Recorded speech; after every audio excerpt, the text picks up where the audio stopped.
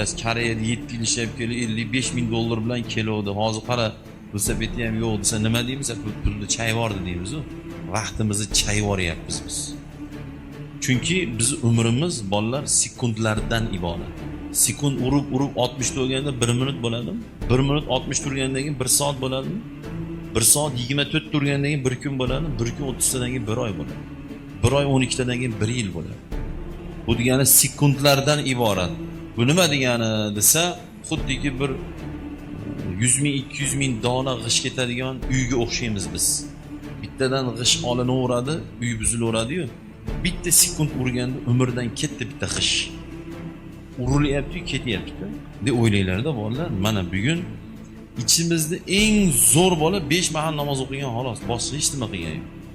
Endi yomonga oladigan bo'lsa, ancha yomon ishlarni qilyapmiz. Shuning uchun bolalar o'rganinglar.